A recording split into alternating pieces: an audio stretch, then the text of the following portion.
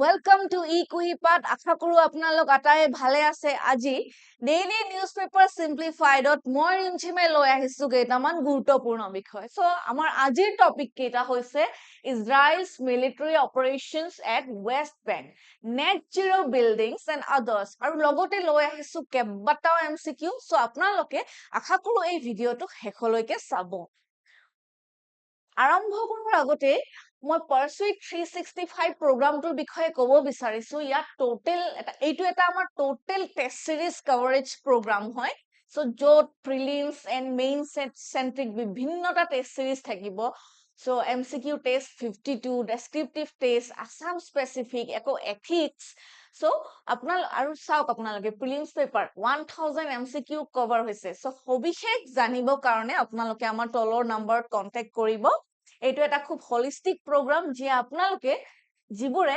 Next এক্সামত appear হ'ব গৈ আছে APSC তাৰ কাৰণে খুব বেনিফিশিয়াল বুলি প্ৰুভড হ'ব Okay, so our first topic is Israel's military operation in the West Bank. Eto amar Assam Tribune or pra loa hoise. Ami hodai pohiye thaku Middle Eastern jibilak hoi thake wars, conflicts, tensions, disputes.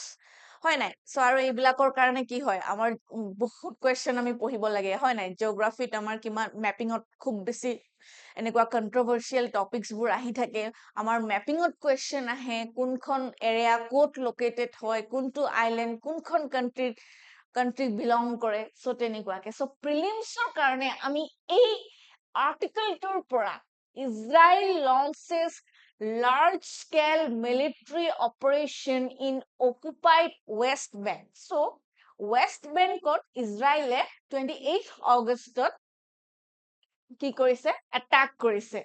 So, attack কৰাৰ কাৰণে তেওঁলোকে জাস্টিফিকেশনো দিছে যে যাতে future attacks নহয় আৰু তেওঁলোকে অকল হেইবোৰ এৰিয়াতহে অ্যাটাক কৰিছে যিখিনি এৰিয়া সাসপেক্টেড হয় কিহৰ কাৰণে সাসপেক্টেড হয় এজ ইফ কিছুমান টেৰৰিষ্ট এক্টিভিটিজ হৈ আছে তাত অপাৰেট হৈ আছে সো হেইটোৰ কাৰণে তেওঁলোকে এনেকুৱা কিছুমান কেটামান পাৰ্টিকুলাৰ এৰিয়া স্ট্ৰাইক কৰিছে ওকে সো ইয়াৰ পৰা আমি কি প্ৰিলিম সেন্ট্ৰিক বস্তু বিচাৰি উলিয়াম সিনাই পেনিনসুলা হেতুক বিষয়ে পঢ়িম গাজা স্ট্ৰিপৰ বিষয়ে পঢ়িম দা ওয়েস্ট বেংক কিয় ইমান পপুলাৰ হয় বা ইমান significant controversial two and is Jerusalem and Golan Heights এই গোটেই কেইটা পইণ্ট প্ৰিলিমছৰ কাৰণে খুব বেছি ইম্পৰ্টেন্ট হয় and for means the Arab-Israel war 1948 that Arab-Israel conflict so eta horu article pra kiman ki proshno hobo pare amar karone okay so let's see so Israel launched a significant military operation in the occupied West Bank on August 28 2024 আমি পিকচাৰটো দেখিছো আৰু এইটো এই স্ট্ৰাইকটোৰ বিষয়ে আমি শুনিছো পঢ়িছো বাট কিয় কৰিলে তাৰ কনসিকুৱেন্সেস কি হ'ব আৰু তাত প্যালেষ্টাইন বিলাকৰ পাৰ্সপেক্টিভ কি এই গুটেইবোৰ আমি এতিয়া চাম the operation targeted areas known for militant activity so militant activity jot kisuman suspected terrorist activity hoi ase boli pelai teoloke clue pale aru according to that teoloke strike korile jate ki hoy ei terrorist activities bur bondho hoy jay aru jate crisis no hoy heitur karone eta ongoing war jate situation no hoy ako so particularly the volatile city of Jenin kot korise Jeninot korise Tulkaramot korise and Al-Farah refugee camp okay so apnaloke etu sai lobo pare picture khon so Jeninot ki korise that Israeli forces sealed of the city gote city khon seal off korise then entry and exit bondho korise ako ki medical facilities or access in fact deny korise and that led to the humanitarian crisis right and damaged infrastructure in the Jenin camp So যেটো war consequences of war তাত যদি terrorist activities হয়ও আছে বাট ভুগি কোনে আছে যেখিনি common people normal মানুহ হয় নাই so তেওঁলোকৰ কাৰণেও medical facilities বিলাক deny কৰা হৈছে so then Tulkarm and Alfara airstrike that killed militants and ground forces caused street damage and clashed with Palestinian militant groups. So, kisuman Palestinian militant groups or logoto clash hoise. Then 9 militants were killed and 5 others were arrested. So, a ক্লাছটোৰ বিষয়ে right now globally চৰ্চা এটা হৈ আছে সকলোৱে কথা পাতি আছে এই বিষয়ে কথা পাতি আছে and ইজৰাইলে জাস্টিফিকেশনো দিছে যাতে লাষ্ট টাইম যেনেকুৱা হামাসে অ্যাটাক কৰিছিলে সো তেনেকুৱা অ্যাটাক যাতে ইন ফিউচাৰ নহয় হেইটো প্ৰিভেন্ট কৰিব কাৰণে হে তেওঁলোকে এই ষ্টেপটো লৈছে বাট প্যালেষ্টাইনিয়ান যেটো পাৰ্সপেক্টিভ হয় যে তেওঁলোকে কৈছে যে নাই ইটস জাস্ট এ বিগিনিং যেনেকুৱাকে গাজাত হৈছে কনস্ট্যান্ট অ্যাটাক হৈ আছিল তেনেকুৱাকে আকৌ হ'ব ইটস জাস্ট আ বিগিনিং জাস্ট আ স্টাৰ্ট এটো আৰম্ভণি হৈছে হে আকৌ প্যালেষ্টাইনি বিলাকৰ কি হ'ব প্যালেষ্টাইনৰ ডিসপ্লেসমেন্ট হ'ব অ্যাটাকস হ'ব ক্ৰাইসিস হ'ব ওয়াৰ হ'ব সো তেনেকুৱাকে ওকে সো এইখিনি পহতে আমি এতিয়া ওয়েস্ট বেংকৰ বিষয়ে জানিব লাগিব যেটো আমাৰ প্ৰিলিমছ পাৰ্সপেক্টিভৰ পৰা খুবেই বেছি ইম্পৰ্টেন্ট হয় সো আমি ম্যাপিংৰ কাৰণে এটো খুব বেছি important so West bank is a landlock territory in West Asia. South. এইটো আমাৰ ৰবক দেই West Bank. এইপিনে কি আছে এইপিনে আছে আমাৰ এইটো সব ওচৰতে Dead Sea. And এইপিনে আছে Jordan. এইপিনে Israel. And এইটো সব আমাৰ Mediterranean Sea আৰু এইটো সব Gaza Strip. এই ম্যাপখন আপোনালোকে মনত ৰাখিব ট্ৰাই কৰিব so the West Bank is a landlocked territory in West Asia and it contains a significant section of Western Dead Sea. এই Western Dead Sea কি হয় চাও কিমানখিনি portion West Bankৰ আছে Dead Sea. Okay. So it was captured by Jordan after the Arab-Israeli War 1948. So the story of West Bank starts in 1948 when King Abdullah of Jordan, he captured West Bank. Okay, then after that in the 6 years war যেটো হৈছিলে হয় নাই so কেতিয়া হৈছিলে 1967 so তেতিয়া আকৌ এটো ইজৰাইলে ক্যাপচাৰ কৰি ললে so সেই বিষয়ে আমি আকৌ পঢ়িম so Israel recaptured the West Bank during the 6-day war in 1967 and has occupied it since. Okay, so in 1967 যেটো 6-day war হৈছিলে তেতিয়া কিং আব্দুল্লাহৰ পৰা the king of Jordan তাৰ পৰা ইজৰাইলে আকৌ ৰিক্যাপচাৰ কৰি ললে আৰু তেতিয়াৰ পৰা কি হয় যে ওয়েস্ট বেংক টু ইজৰাইলে অকুপাই কৰি আছে লেটস সি সো এই একদম ইম্পৰ্টেন্ট পইণ্টস কিছুমান আছে ইয়াতে আপোনালোকে চাই লব সো গোলান হেইটছৰ বিষয়ে আমি পঢ়িব লাগিব West Bank Gaza Strip Sinai পেনিনসুলাৰ বিষয়ে চাব লাগিব Jordan Saudi Arabia let's see So the West Bank is located between Israel and Jordan. এইটো question হ'ব পাৰে আমাৰ আহিবলগীয়া এক্সামৰ কাৰণে যে West Bank tour boundaries খিনি চাব আপোনালোকে Israel and Jordan আমি অলৰেডি এইখিনি মেপত দেখি আহিছো and one of its major cities is Ramallah the de facto administrative capital of Palestine means they think that it's their capital but not universally recognized খুব বেছি vibrant city হয় Ramallah but still that বহুত tensions আছে disputes আছে okay so Currently, there are around 130 formal Israeli settlements along with 2.6 million Palestinians living in the West Bank. West Bankot kiman ase, Israelot kiman ase, Israeli kiman ase, hekhini dia hoise. And the Palestinians want the West Bank to form the main part of their future state. So, Palestine, they think that one day West Bank will be the part of their state. Okay, it will be sovereign and West Bank will be their heartland. But Israel has other plans too. So that jitu ase Masafar Yatta is a part of 60% of the territory where the Palestinian Authority is prohibited from operating.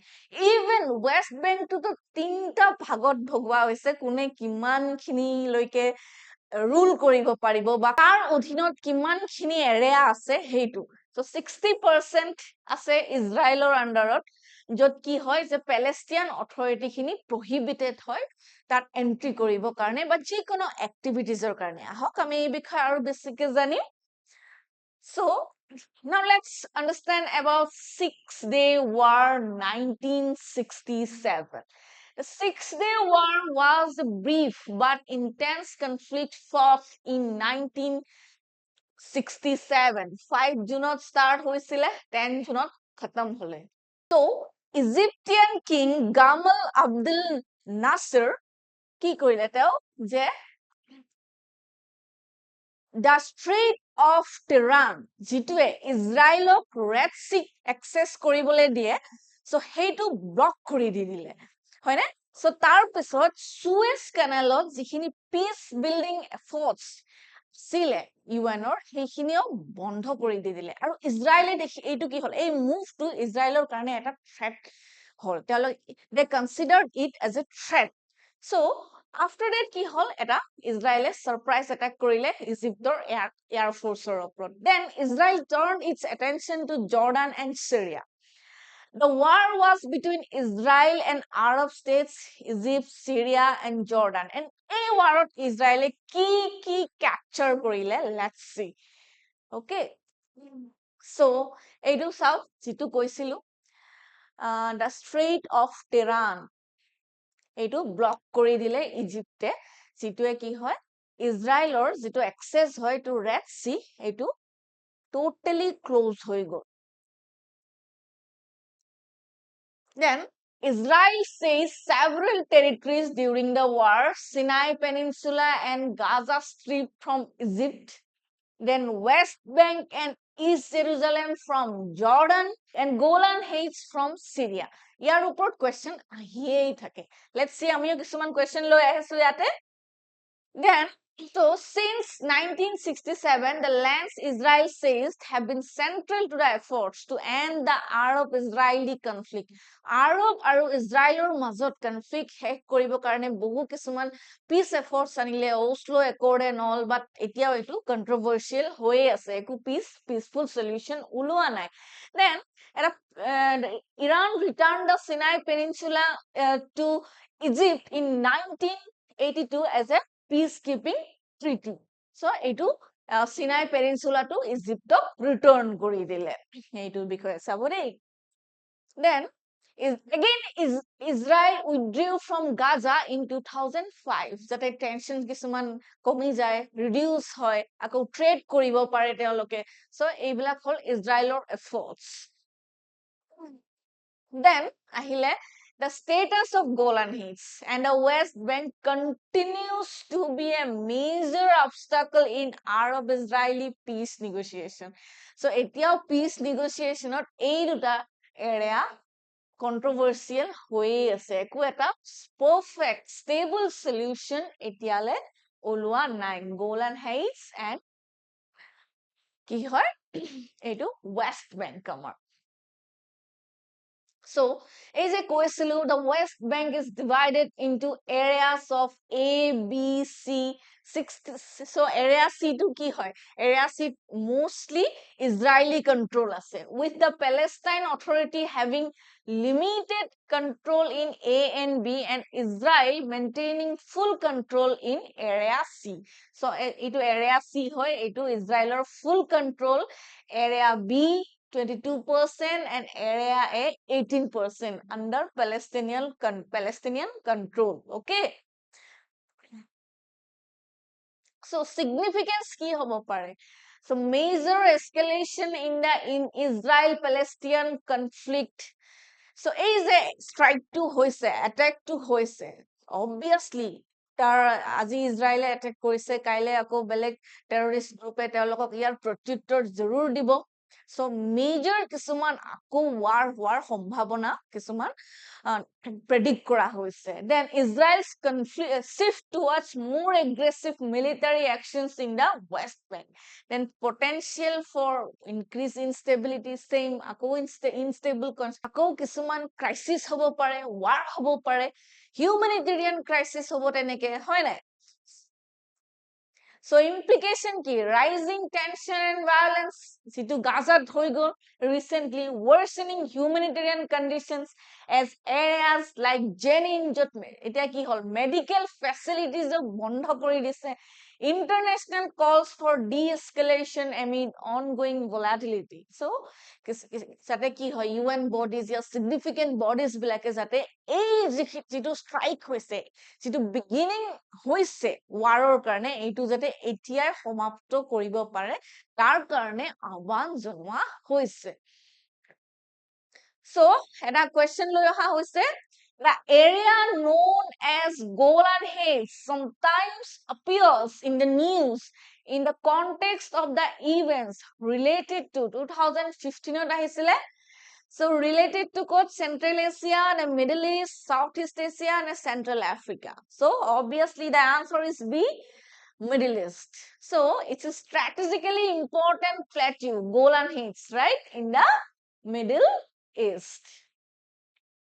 Then it is captured by Israel from Syria during Six-Day War in 1967. So Six-Day War Egyptor pray to Syria pray to capture kori loisile. So the area actually or originally belongs to Syria, right?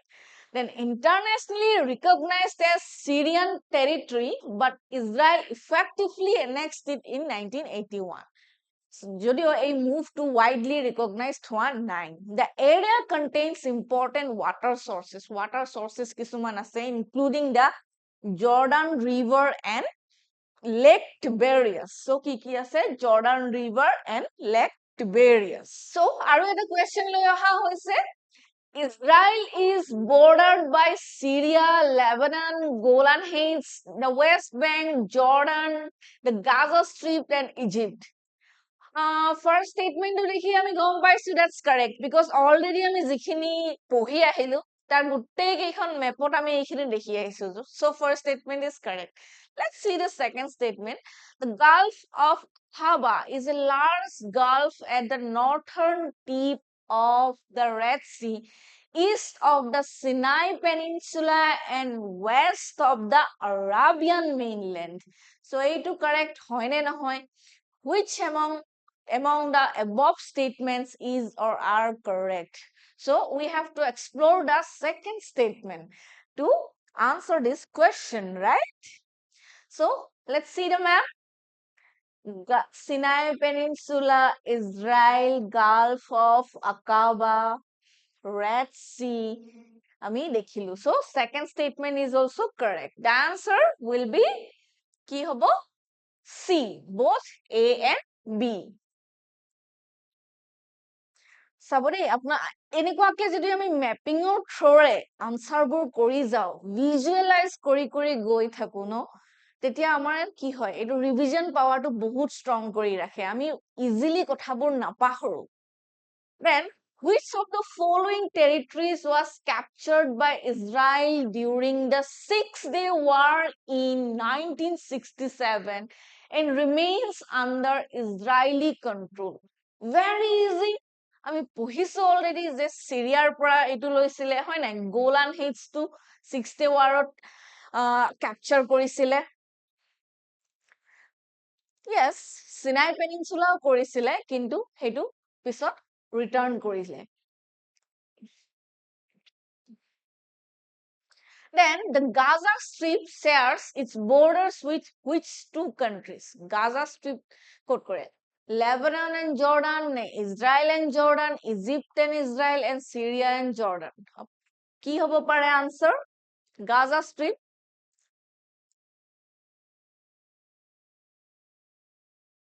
Mapot dekhibole paise ne apnaloke? So, map khono disu apnalokok answer to saok apnaloke nije mapping korok aru amak answer to comment section ot apnaloke jonai diok. So, আমি এনেকৈ আজি মেপিংৰ থ্ৰৰে কেইটামান question কৰি যাম then the Golan Heights annexed by Israel was originally a part of which country very easy bar bar পঢ়িলে আমাৰ খুব বেছি সোনকালে মনত ৰৈ যায় সিৰিয়া so এইটো হৈ গল then the West Bank is bordered by which of the following West Bank or যেখিনি boundaries আছে Israel Jordan and Dead Sea না Israel Syria and the Mediterranean Sea Lebanon Syria and the Golan Heights and Egypt Gaza Strip and Sinai Peninsula so answer কি হ'ব এইটো দেখিছো আমি West Bank Dead Sea Jordan Israel so answer will be Israel Jordan and the Dead Sea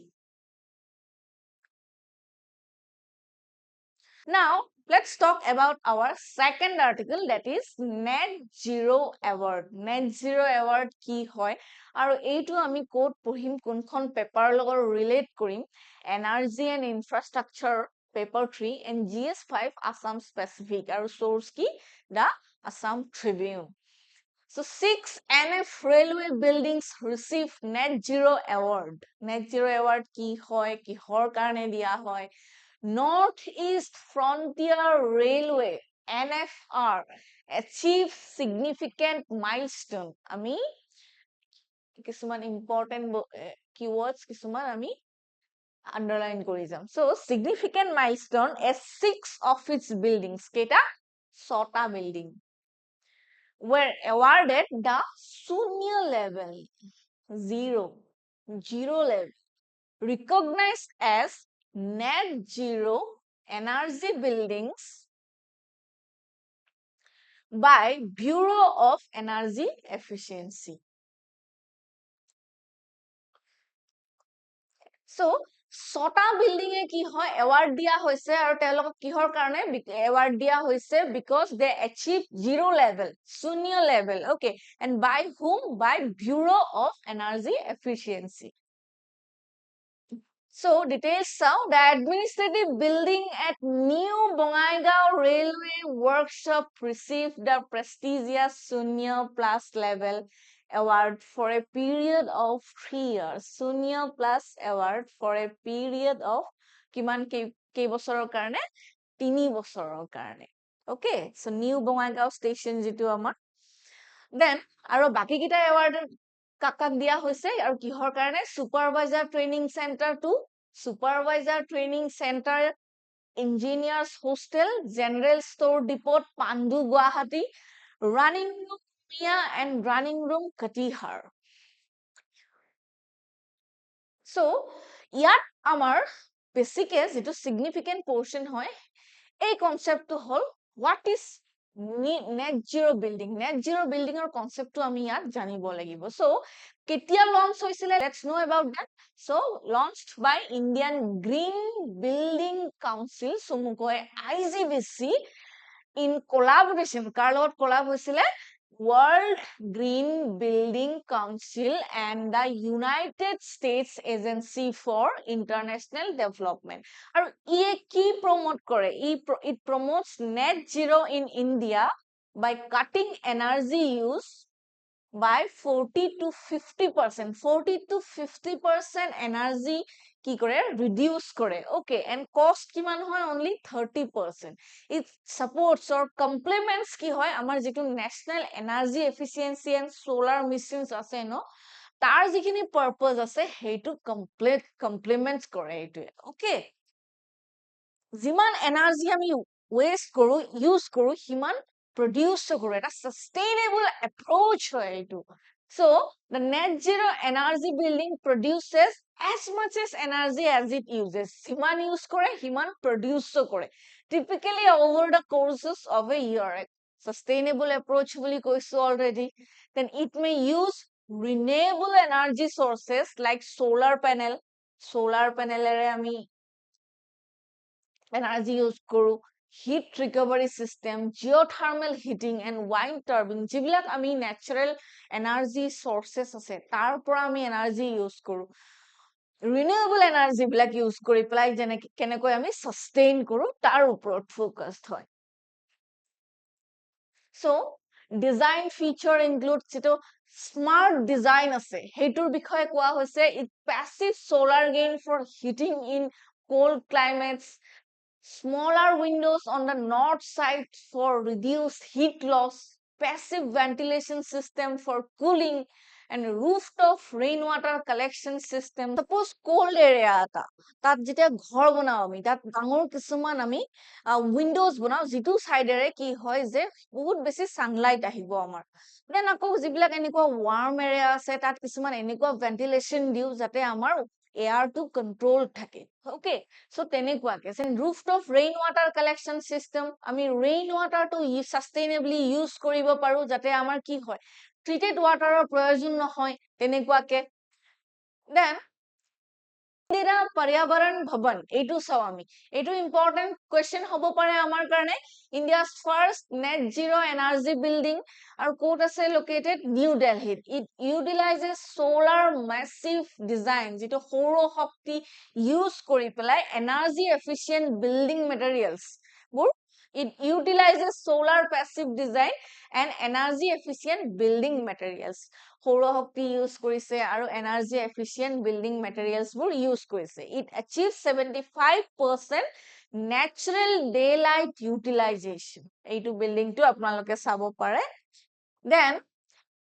it access friendly design for differently able persons elevators and all এইবোৰ আছে তাতে fully compliant with energy conservation building code of India then achieve 40% energy saving with energy efficient air conditioning system so keneke build kora hoise green materials like fly ash bricks then regional building materials and rock wool insulation so এইটো আমাৰ হল কি ইন্দিৰা পৰ্যাবৰণ ভৱন আৰু এইটো এটা আমাৰ কি হয় net zero building হয় যেটো ইন্ডিয়াৰ first net zero building বুলি কোৱা হৈছে then need for net zero energy building প্ৰয়োজননো কি net zero energy building ৰ so urbanization requires cities to be green যেটো ৰেটত আমাৰ urbanization হৈ আছে হয় নাই so from planning stages আমি কিছুমান plan কৰিব লাগিব